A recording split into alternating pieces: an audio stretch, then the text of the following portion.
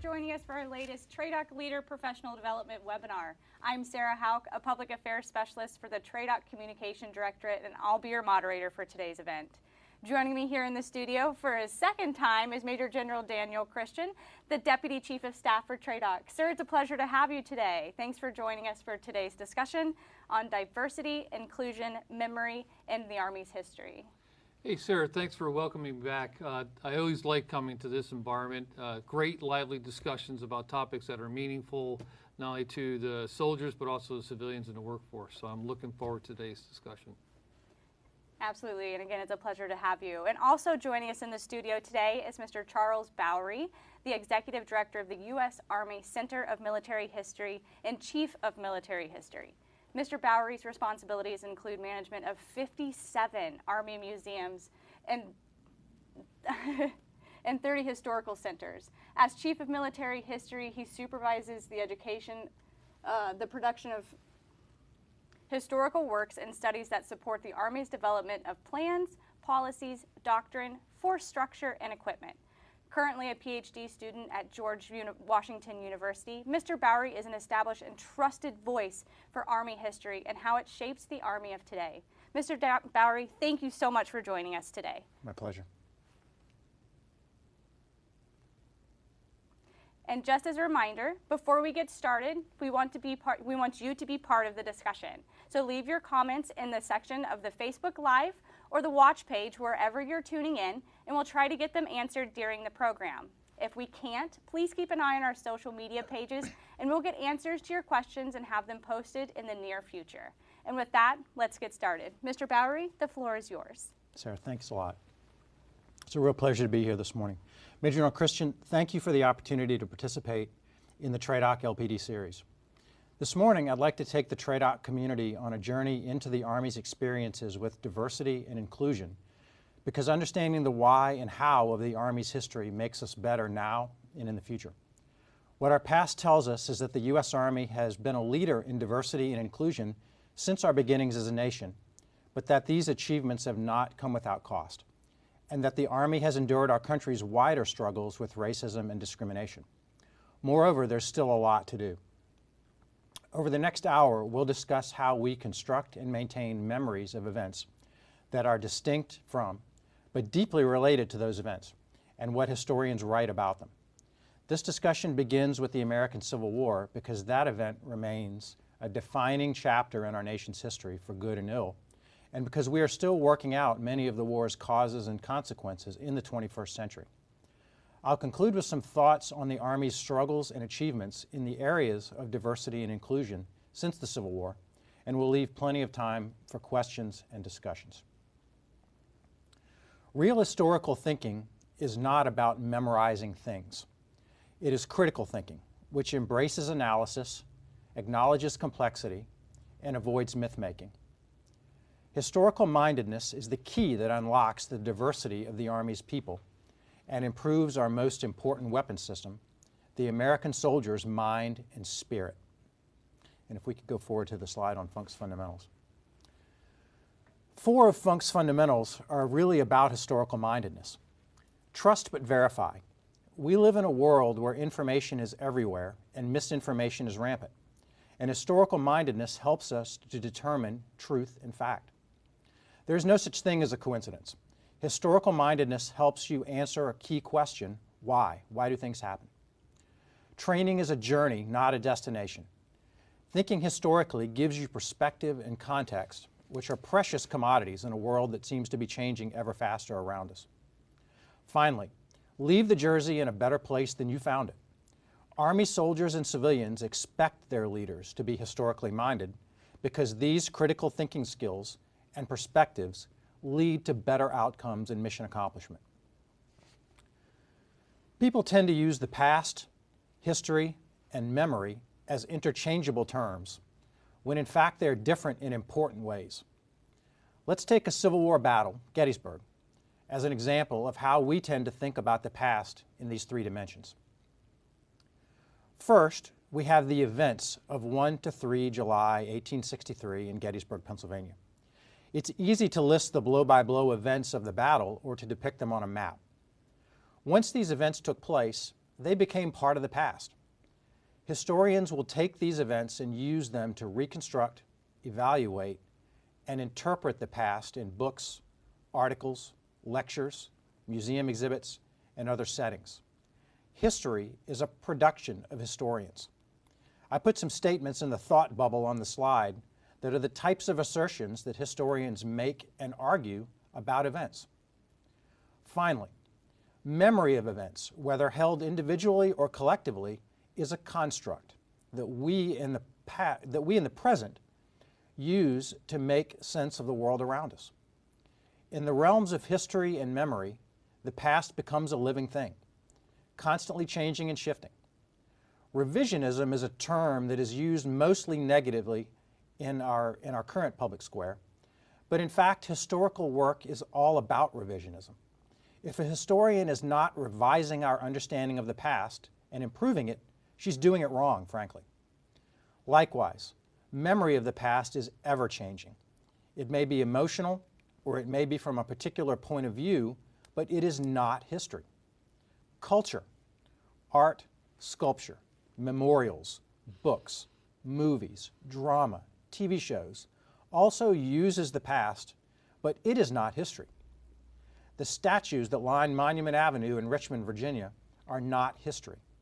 They're a product of a particular set of memories of the Civil War and were constructed for specific reasons in the present of their creators. There are some examples here on this slide on the right of the ways people have used memory of the Battle of Gettysburg or of the Civil War in pursuit of objectives in the here and now. What I frequently tell people in my work at CMH is that in the U.S. Army, we frequently employ the term heritage in the Army to describe our collective memories of past actions by units or organizations in which we've served. Awareness of a unit's heritage frequently makes use of the past through tools like lineage and honors, campaign participation credit, battle streamers, heraldry, and even the insignia that soldiers wear. The products of historians, books, articles, museum exhibits, also build heritage awareness. The idea of the past in three dimensions leads us to the lost cause. The events of the Civil War are incontestable. The institution of slavery brought on the conflict, Southern states seceded, the war came, and the Confederacy lost. Successive generations of historians have reconsidered the causes, conduct, and consequences of the war. The myth of the lost cause, which is a specific memory of the war designed to reinforce white supremacy and segregation, presumes that the Northern and Southern causes in the Civil War were morally equivalent, that secession was a constitutional right, and that slavery was not the cause of the Civil War, or the root cause of the Civil War. This idea took root in the post-war U.S. South and became the nation's dominant memory of the American Civil War until very recently, because it was useful for white Americans, North and South. In the North, the lost cause was attractive because it offered a vision of reconciliation between the two sections of the country that had fought. In the South, the lost cause was a way for Southerners to cope with the defeat of their cause, and more importantly, for the course of the nation's history, the lost cause became a powerful political platform in the South after 1870 because it motivated former Confederate state governments as they deliberately rolled back civil rights for freed African Americans. And it led directly to the Jim Crow era of systemic repression and violence against those same people. But critically, the idea of reconciliation, the collective idea of reconciliation, did not include the voices of African Americans over whom the war was fought. The continued resonance of the lost cause in American popular culture informed the national struggles of the civil rights era of the 1950s through the 1970s and continues to surface in the 21st century. If you know where to look, the traces of the lost cause are visible even in the U.S. Army, where 10 current Army posts carry the names of Confederate leaders, and units in the U.S. Army are allowed to claim historical lineage to the Confederacy, complete with a different gray over blue battle streamer for certain campaigns in which their heritage units fought as a part of the Confederate Army. Now, a new generation of historians is reframing our understanding of this past to explain how the lost cause has been used by people since the end of the Civil War. People of color have served this nation in uniform since before we were a nation, and for much of our history, they have fought a war on two fronts: against the nation's enemies in combat and against segregation and oppression at home. We like to tell ourselves that the U.S. Army is the ultimate meritocracy and that we only see Army green when we look at our fellow soldiers and civilians. And as a retired Army officer, I can say that with absolute conviction. It's absolutely true that in the context of America's history of racism, the Army has been one of the most inclusive and diverse of our national institutions. But now more than ever, it is critically important for all of us, from the most junior basic trainee to the Secretary of the Army, to understand that systemic racism has manifested itself insidiously across our ranks, and we still feel these effects today. In this context, 50, 60, or even 70 years ago is not a long time. In February 1941, Private Felix Hall, a black soldier who enlisted to serve the nation in the World War he saw coming, was lynched at Fort Benning, Georgia. His attackers abducted him from a white housing area on post, took him to a ravine along the Chattahoochee River, and hanged him from a tree. African Americans have served in segregated units from the Civil War to the middle of the 20th century, and were more often than not forced into support roles that relied on racist ideas of their intelligence and bravery, ideas that sprang from lost cause ideology and America's long history of struggling with racism. Soldiers of color who served during the era of the World Wars endured hardship and violence at home, even as they served overseas. And we have some photos here of those aspects. Women served in a separate, segregated branch of the Army, the Women's Army Corps, until 1978, and served largely in medical, clerical, or service support roles. During the Vietnam War, African American draftee soldiers served disproportionately in infantry units and suffered confinement and non-judicial punishment at much higher rates than white soldiers. As the U.S. Army implemented the all-volunteer force after Vietnam, institutional discrimination created by things like qualification tests and recruiting, training, and education priorities continued to bar African Americans from leadership positions and combat arms military occupational specialties, traditionally the most direct paths to promotion and greater responsibility in our Army. Since President Truman's 1948 executive order desegregating the armed forces, diversity and inclusion have steadily increased in our military ranks. But even during the Cold War, institutional obstacles remained. The opening of all MOSs to women and the end of service exclusions for LGBTQ people have allowed us to move closer to true meritocracy. As a personal example, when I was about to graduate from flight training at Fort Rucker, Alabama in 1993, Army Aviation opened service in attack and Aero Scout airframes to women. The executive officer of the battalion I commanded in Afghanistan is today the commander of one of the training brigades at Fort Rucker, and all three of her battalion commanders, as highlighted on Army.mil, are women. And I'm proud of Colonel Tammy Baugh. In the past 3 years, women have begun graduating from Ranger School, the Special Forces Qualification Course, and Infantry and Armor Basic Officer Leader courses. In 2019, Sergeant First Class Janina Simmons, a drill sergeant at Fort Jackson, South Carolina, became the first black woman to graduate from Ranger School. A year later, our colleague, Brigadier General Milford Beagle, took command of the U.S. Army Training Center in Fort Jackson, South Carolina, the same post where his great-grandfather had served in a segregated labor battalion during World War II.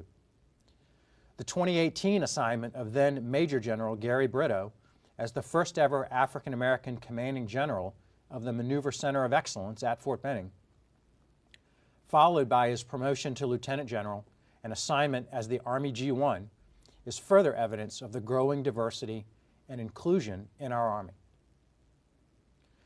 The story of John Gregg, which I learned about from my colleague Major General Rodney Fogg, the CG of the Army Sustainment COE and the Combined Arms Support Command, is a great example of the Army's path toward diversity and inclusion and the power that we unlock along that path.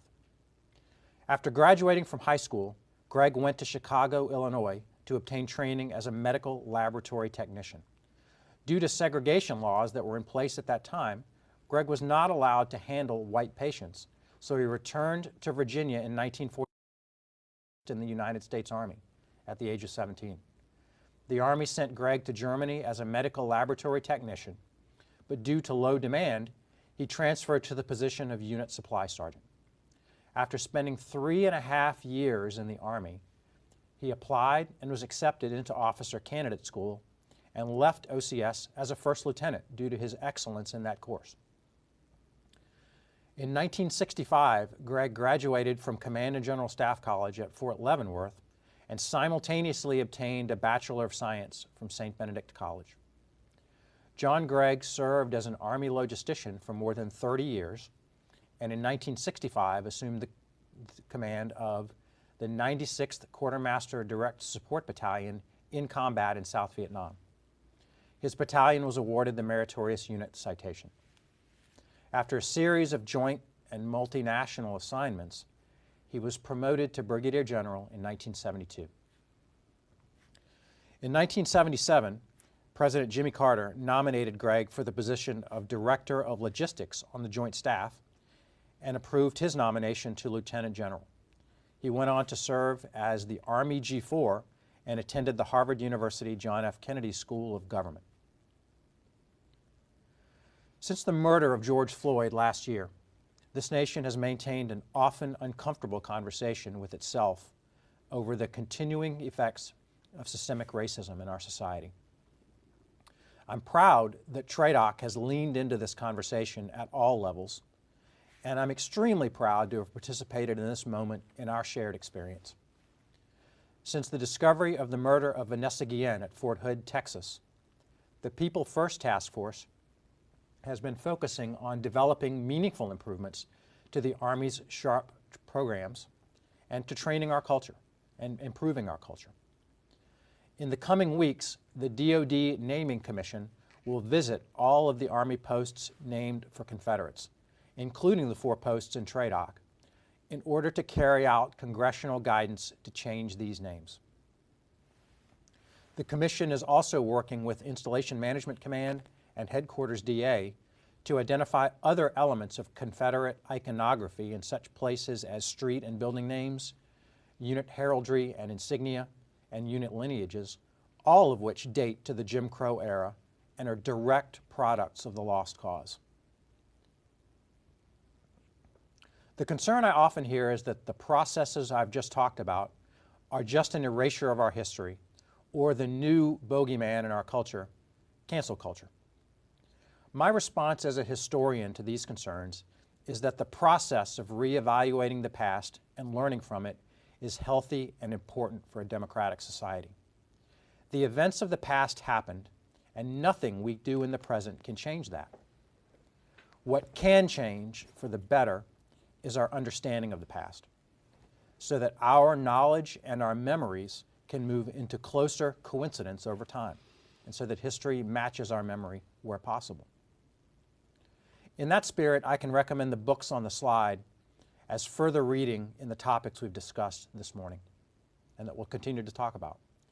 The TRADOC COE libraries are working to build displays of these books as well for your further reading. I've attempted to be provocative but respectful with this morning's presentation because I know that this discussion touches strongly held beliefs in all of us. But I also know from my own 28 years of service, in and out of uniform, that our Army's diversity is the key to our strength. And as an American, I take pride in the bravery and sacrifice of my fellow citizens who have struggled selflessly for their equality, their civil rights, and the right to serve this nation. As the recently departed Representative John Lewis famously said, let's continue to get into the good trouble that comes with this topic. And now, General Christian, I'd like to use the remaining time we have to go into some discussion and questions. Great.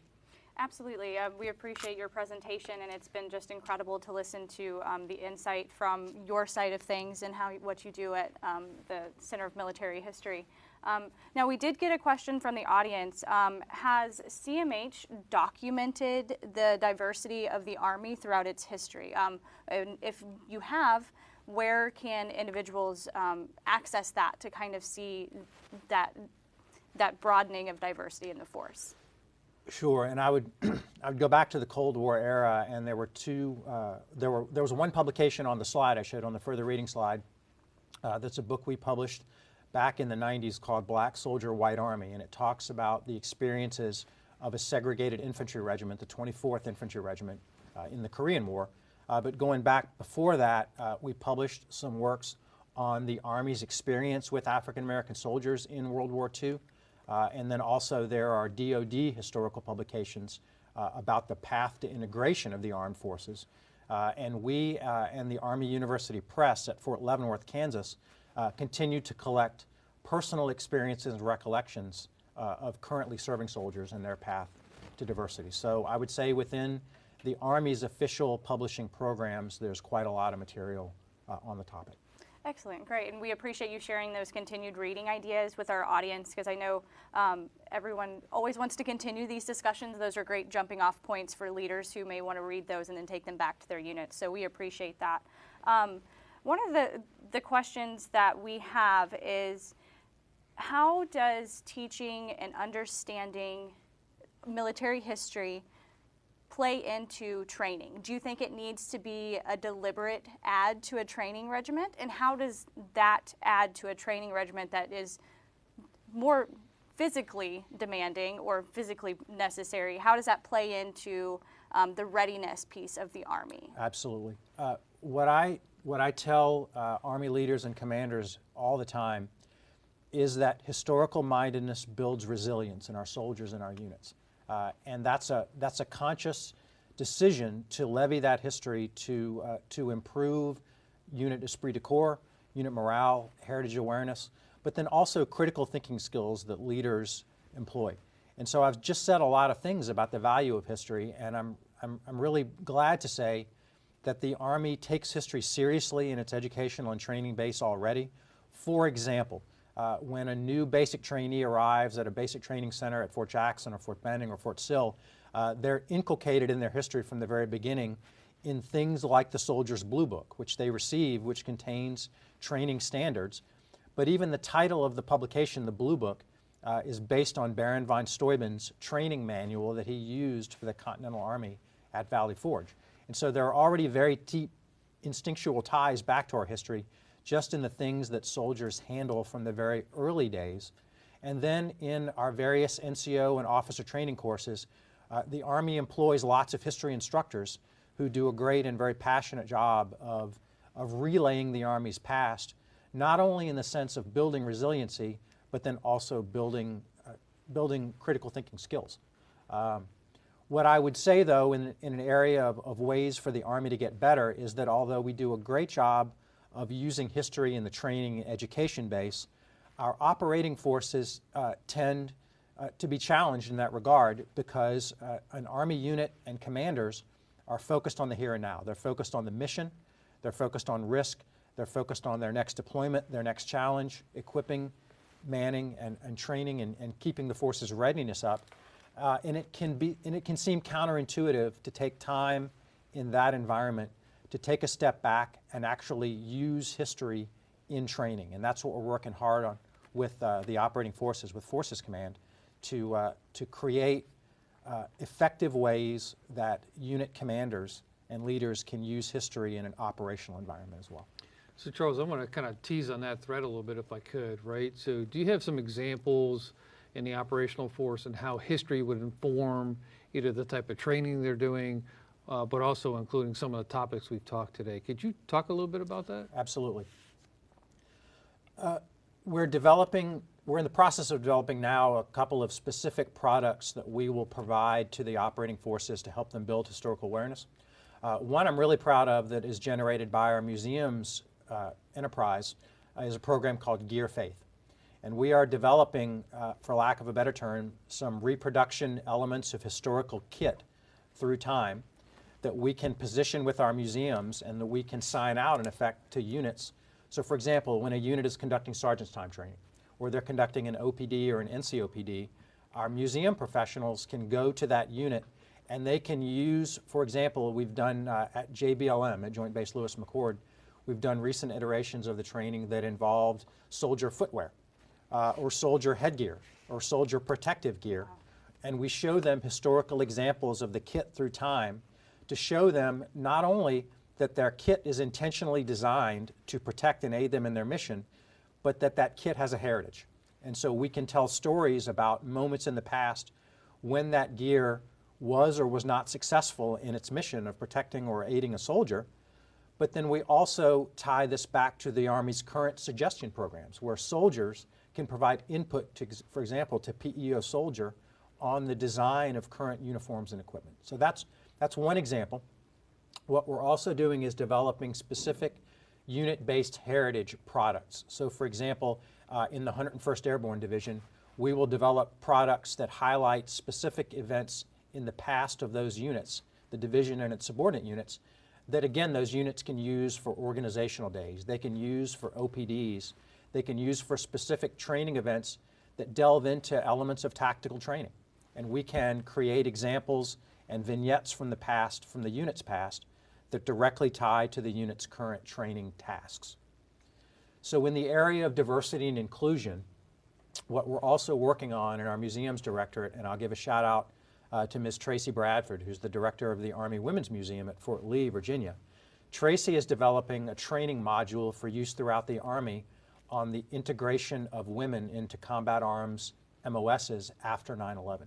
So in the modularity era, during the GWOT, the Global War on Terrorism, we began to open all of these MOSs to women, and Tracy has assembled a training support package that will give leaders the ability to have a conversation with our formations about the Army's successes and challenges in integrating women into these MOSs. So I think we've got a lot of products now and under development to aid the force to do this. Hey, I wanted to kind of go in a little bit different direction. So as we're bringing new soldiers in, you know, the Z generation, General Funk has talked often about that, they probably don't have an appreciation for what's happened 20 years prior, 30 years prior, right? Do you see value in spending time with, my son is a good example, right? Just joined the Army, 25 years old, didn't understand what Vietnam was all about and the segregation that occurred. Do you see the value in that? And if so, could you just expand on that a little bit? I do. And as we have, as TRADOC leaders, have had conversations about what drives a young American's propensity to serve in the Army, what we have learned is that these young Americans want to serve something bigger than themselves. They're seeking a cause higher than themselves. And there is no greater cause than serving your nation in uniform. And as the Army, or as the nation's oldest military service, I believe we would be missing an immense opportunity not to use that history and expose these young people to that history, because I go back to again to the concept of resiliency, that serving in the Army appears to a teenager to be a massive challenge. I don't know if I can do that. Well, what we do by showing them examples of how Americans of all backgrounds have served throughout our history is that people just like you have done this, and they've succeeded, they've endured pain, fear, stress, hunger, sleeplessness, worry, uncertainty, and they've come through. And by packaging our history, which sounds like a very sort of mercenary term, but by exposing young people to our history in effective ways, we can do that. And so what I tell people is that the Army has the What's Your Warrior campaign, which drives a lot of our recruiting efforts right now. I would develop an adjunct to that that's What's Your Historical Warrior, and the ability to find these case studies in our past. Great, thanks. We appreciate that. And kind of building off of that, TRADOC owns the recruiting piece and the basic training piece of the Army. So can you provide some examples of how you think TRADOC is really driving a cultural change by including history in some of those trainings? You mentioned some of the great products that your team is working on, but are there anything that you know of within the actual training that TRADOC is leading the way in for this cultural change to introduce history? We are working hard with the commanders of the basic training centers and the Center for Initial Military Training to just try to continue to drive incremental improvement in their historical product, if you will. And I'll offer a superb example on my recent visit down to Brigadier General Beagle at Fort Jackson. I got a chance to walk the last 10-mile road march and participate in the beret donning ceremony at Fort Jackson.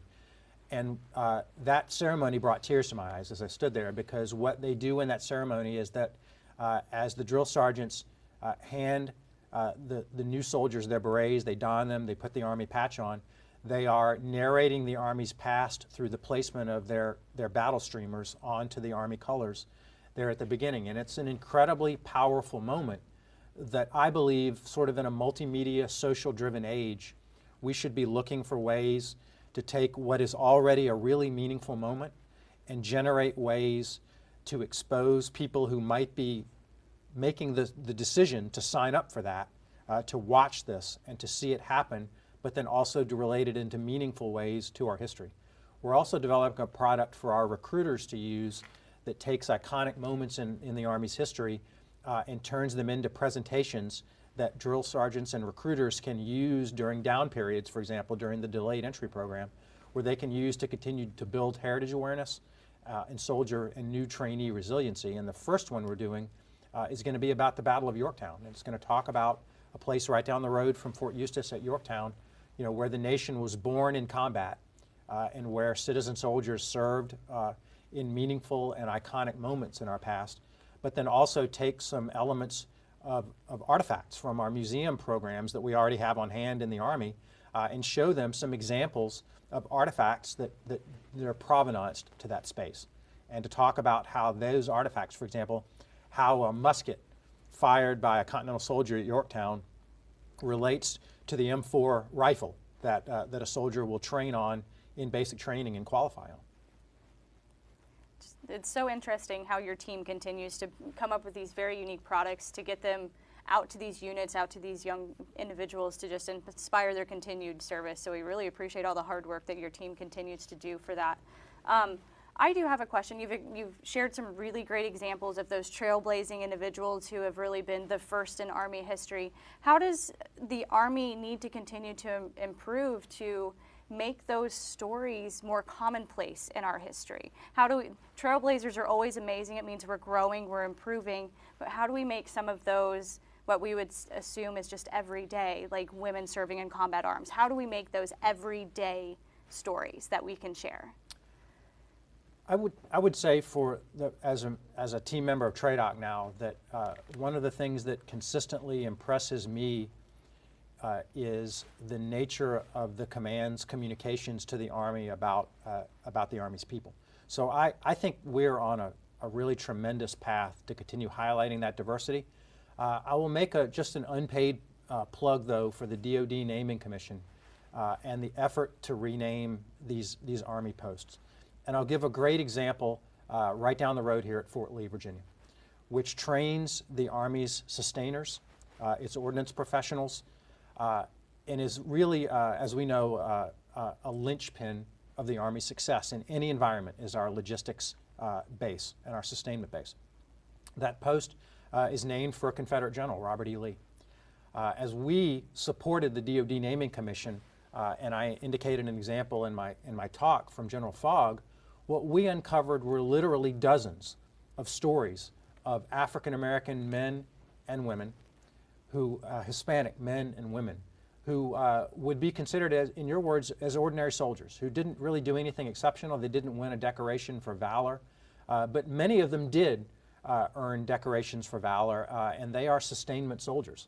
One of the examples that we offered to the DoD Naming Commission was a black soldier who enlisted in the Quartermaster Corps for service in World War II, shipped out to the Pacific Theater of Operations late in the war, and perished when his troop ship was torpedoed, but he gave his life by retrieving life jackets for other soldiers in the water as his troop ship sank, and he gave up his own life jacket to another soldier, and he perished. This was a quartermaster soldier.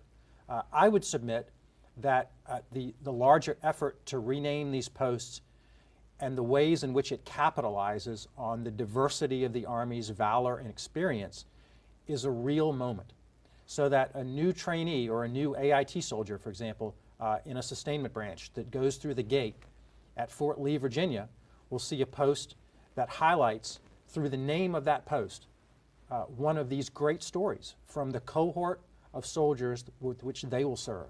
And we have opportunities to do that all around the force, and I know that all of our commanders in TRADOC are invested in this, and they're ready to support the commission when it comes. So I think what we can do is continue to build on what TRADOC is already doing to message the diversity of our force, but then look for innovative ways, primarily through social media. I think it's an incredible tool when properly used, and we see examples of this.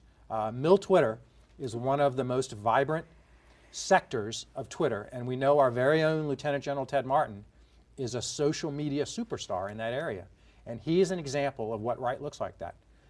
We've got other examples in the TRADOC leadership. Major Dylan Donahoe at Fort Benning, another one, General Beagle. They continue to do incredible work to highlight the diversity of the force and use our history. Excellent. We appreciate that. And we do actually have a question from our audience. The Army birthday was just a couple of days ago, and we celebrated with opening NMUSA again. As soon as it opened, unfortunately, the global pandemic hit, and we had to, for safety reasons, close its doors, but you guys have been doing great virtual events, but it's now open again. And so what are some of the must-see exhibits that'll demonstrate the Army's diversity within the National Museum of the United States Army? I wonder if that question was planted by one of our teammates in the NMUSA staff. But in any case, I really thank the questioner for asking that, because it's a great highlight. And even right now as we speak, I believe the Today Show is wrapping up a live broadcast from the NMUSA campus, and they had the Golden Knights jump in this morning. So it is great. I hope people can get out to the National Museum. But I would highlight, in terms of diversity, a couple of different spaces in the museum. When you go into the Experiential Learning Center, right off the entrance, the main entrance to the museum, you see a multimedia display, an interactive called Growing Up Army, that talks about stories of individuals who've been Army brats, Army spouses. So it's a great way to highlight the fact that the Army is more than just soldiers. It's the families and communities that surround us. The soldier story pylons that march into the museum in formation and form up in the lobby are incredibly diverse. And they tell stories of all of our soldiers throughout our history. Great examples that really cover the scope of the Army's diversity and service. In the Army and Society Gallery, we talk about the ways in which society and the Army have a synergistic effect to one another. There are a series of interactives called My Fellow Americans that take currently serving Army soldiers, and they display not only their uniform, their military accomplishments, but then also their civilian lives, what they do in their communities. We also highlight the service of veteran support organizations, and then throughout the Army's, or throughout the historical galleries, in the chronological galleries in the museum space, we highlight women soldiers. So, for example, in the World War II gallery, we have a cast figure of a Women's Army Corps NCO who works in a headquarters as an intelligence NCO. In the Cold War gallery, in the Vietnam section, we have an Army nurse, one of my favorite exhibits, just because of her the way the cast figure is built and the little details of it. Like, she's got a Detroit Lions sticker on her clipboard because she's clearly a Detroit Lions fan, and then she's got Woodstock on her clipboard as well. So, but I love the personalization of it, and the degree to which the museum's displays highlight that this diversity has always been a part of our force. So Charles, I got a question. So if I'm an incoming company commander, captain type 1 each coming into a unit and wanting to really embrace diversity, but also in balance with readiness, right? Because that is a metric for success. What advice would you give me as a company commander? As I have watched what TRADOC and the Army have tried to do with the People First Task Force, what strikes me is that for all the right reasons, the Army has continued to open all of its paths and opportunities for service to women and to soldiers of different ethnic backgrounds, and to make it a fair and welcoming place. But changing the policy in many respects is the easy part. Changing the culture in our formations is immensely difficult, and I think that's what we saw at Fort Hood and we see it other places. And so what you have to do is have leaders who understand that they drive that cultural change. And so that's what I would remind a young company commander, is that you own the culture in your formation, and it will do and live as you are involved and as you model. And so you've got to not only follow policy and regulations with regard to how you handle complaints, how you handle sharp issues, for example, knowing your resources, getting those resources to your soldiers. You've got to be very proactive and reactive when situations arise. But then you've got to work on the culture in advance. So we'd say in an IED environment, getting left of the boom, right? You want to solve the issue before the IED explodes.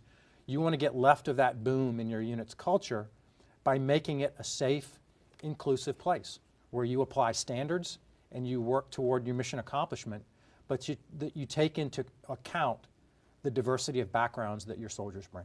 So that would be my advice. Yeah, it's funny you mentioned that. So one of my other sons came to me when he was taking command and asked me that very question. And you know, here's the advice I gave him, and I think it's kind of simple, but I think it holds true. One is the culture you create is the culture you own, right? And I think the only way you change that culture is really getting face to face, what I like to say, knee to knee, toe to toe with your soldiers to really understand what makes them tick, right? What are they really interested in? That's one. Two, this is a people business, right? And so this is all about people. So if you don't invest in time in people to let them know how much you care for them, what you're willing to do for them, and your word is your bond always, right? Then you're going to create the culture that you may say all the right things, but you're not effectively doing the right things. That's right. So I just thought it was an interesting question to get your perspective on that. But I would say, going back to my my home as a history nerd, I think that that a commander's historical mindedness on a certain level can make that process more effective. Sure. Because I think a leader who is historically minded will understand implicitly, as you said, that those soldiers come with different backgrounds and experiences, and their ability to be open to those backgrounds is a product of historical mindedness, because you value and understand, as I say, that everything has a history, and that the soldiers that you command come in with their own history, and it's informed in critical ways by their experiences. And so a leader's ability to understand those experiences out in the larger society and also in the Army will help them do that. Yeah, that's great. Thank you. And be authentic and empathetic. Yeah. Yeah, awesome.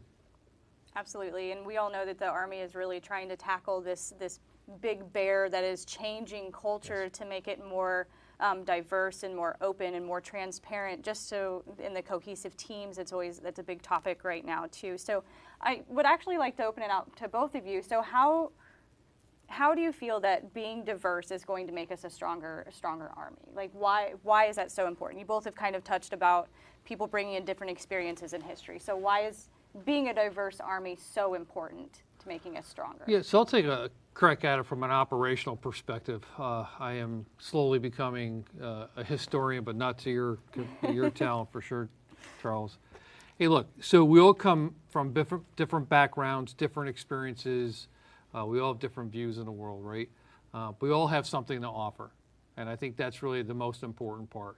Appreciating the differences between individuals is as important as appreciating the likenesses between individuals. You know, we all argue often in the Army that it is about completing the mission.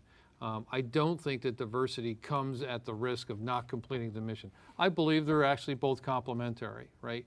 You'll see in a lot of the social media today, hey, we talk a lot about diversity, we're not really focusing on readiness. Well, they're complementary efforts. They're not mutually exclusive, Exactly. right? A plus B equals C. So I think the diversity makes us stronger, makes us better. But as I said earlier, when I was talking to my son, understanding what makes soldiers tick is hugely important. Whether you are parallel to the soldier to your left or your right, or you're an officer or a senior NCO in a leadership position. That is what's going to help us accomplish the mission. Charles, what are your thoughts? Dan, I could not agree more. I think that that when our soldiers see that the Army in which they serve truly understands and values the differences, as well as the similarities and the shared purpose, those individuals, every one of those soldiers will be more effective at their job. They're going to be more energized, they're going to be more passionate, because they know that they serve in an institution that values them at a very, very basic level.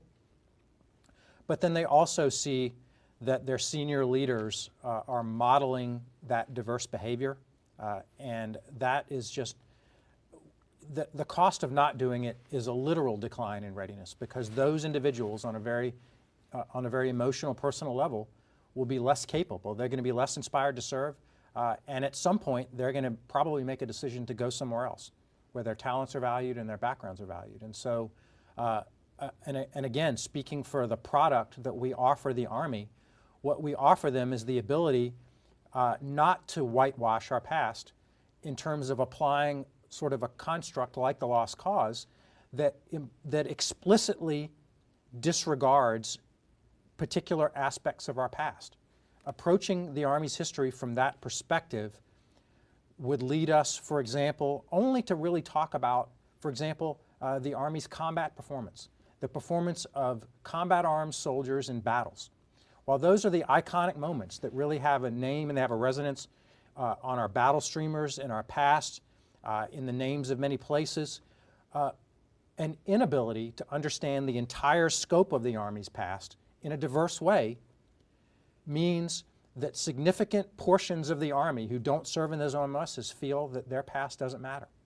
And we've got to continue demonstrating and showing our soldiers who serve in CSS branches, in the Quartermaster Corps, in Ordnance, our medical professionals, military policemen and women.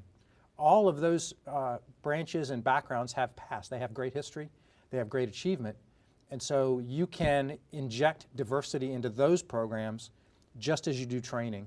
And I agree, General Christian, that the result is additive in nature. Excellent. And we appreciate everyone's feedback from an operational side of things, and then more from your perspective in the historian's realm. I think I just have maybe one more question for you guys. How does the Army continue to move forward? What are some of the biggest lessons learned, maybe in the last decade, with some of those big negative headlines that have come through, the renamings, Vanessa Guillen? What are some of those biggest lessons learned that the Army can put into place and really start shaping its culture and moving its cultures with those kind of dings on its history? And again, from my perspective, the Army is extremely effective at this and getting more effective, because the Army is demonstrating transparency at every level of its leadership. And it's also demonstrating through really things like this LPD series that we are truly a learning organization and that we value experience, not just good experience, but all experience. And I saw that there was a question from the audience that has there been any thought given to creating an additional duty position of historian positions in unit staffs to try to build this historical awareness? And that's absolutely a program that we've got underway now, the Unit Historical Officer Program, which will be an additional duty officer or NCO that helps commanders gather the unit's past in a historical file format and make it usable for the future.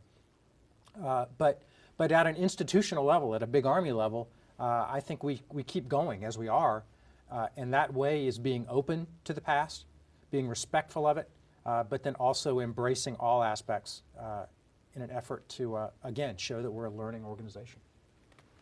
Absolutely, and I think this has just been a really eye-opening experience for me, and it's just it seems like we're moving forward in a really great pace, in a really great fashion, to really celebrate each and every individual that chooses to serve with you, sir, and you as a veteran of the Army. I'm sure you both have seen the incredible knowledge, skills, and abilities that come from each of those soldiers that serves right next to you. So we just really appreciate this conversation that you guys have brought to us today.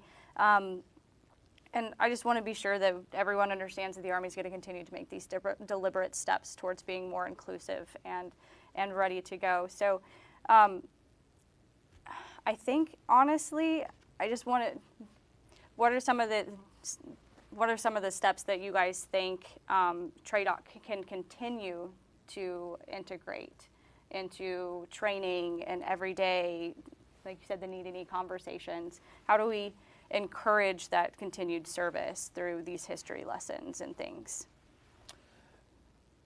It's always a struggle, and from my perspective again, watching the TRADOC enterprise work, it's a tremendously large and complex organization with a core mission for the Army, and there's no white space. So when we make changes to training and education programs, there's always a give and take, and there's a risk and value discussion. And I'm mindful that we can't just come in as a gorilla in the room and begin to throw things on top of already constrained training schedules and resources. So it's important to be cost-minded and effectiveness-minded in what we do, and to manage our own expectations with that, but to seek ways to improve already existing programs where possible. But again, just to drive a basic level of historical mindedness. And the example I use is for our comrades in the Marine Corps, usually when I talk to soldiers about Army history, is that when you meet anyone who served in the Marine Corps in any context at any time, they'll be able to tell you some things about Marine Corps history, some things that are important to them. It's a corporate mentality that I think sometimes, because of the large size and diversity of the Army, that we struggle with a little bit. And one of my goals is to drive that greater basic level awareness of our shared past of valor and service to the nation. So I just want to touch on that if I could. So, you know, TRADOC is in a very fortunate position where we touch the soldier, future soldiers, from the moment they come in uniform, and then we'll get them throughout their career, both on the NCO and the officer side, right? And so you talked about the corporate mentality. I love that terminology.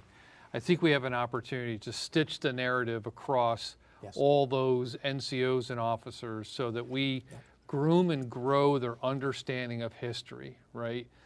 So here I am, 58 years old, in a history belt of the United States, trying to understand the history, right? And I absolutely love it. I'm not sure that we've stitched all that together in a way that's meaningful for the captains, the majors, lieutenant colonels, to have a lens into, hey, what are we teaching the privates, if you will, right? What are we teaching our E5s, E6s, and their respective NCOES? And by the way, conversely, what are they learning? And so we could create a community of shared interest and understanding from a historical perspective, relating to the specific topics we're talking about here, but also related to kind of the operational force. There's a lot of, you know, we talked about named combat efforts that have happened in the past. There is much to learn there, right? So I think that's something I would offer up. I think TRADOC has an opportunity, given the space and time we have, because like everything else, we're challenged with time, resources, and those types of things. I think we could relook at that and ask ourselves, how could we do it differently? If we could reimagine it, what would it look like? Yes, agree. Absolutely. Well, this has been an absolutely wonderful conversation. You guys have both brought some incredible insight into what we're doing. So I just want to thank you, Mr. Bowery and General Christian, for the great discussion today. It's truly been eye-opening to hear how important these intense and thorough looks at the Army history can create a force that is truly more capable and ready than ever. Mr. Bowery, is there anything else you'd like to share with our audience before we sign off today? No, I just would encourage you to continue to read about our past. Again, I can't recommend highly enough the books that I displayed at the end of the discussion. There are many more out there, but just pick up some history and read it. Absolutely, and thank you again for joining us. We love having people back in the studio with us. It definitely adds to a more friendly table conversation. We love that. So thank you for joining us. General Christian, is there anything else you'd like to share with the audience today? No, so look, it's always great to be back here, right? And I learned a few things, so now I have some more books to add to my Kindle reading, so thank you, Charles. I'll try to get to them. Great dialogue. I think really what I would leave you with is tough conversation, but it's a conversation we have to have, right? So we talked about good trouble, I think is a term used out of a quote earlier.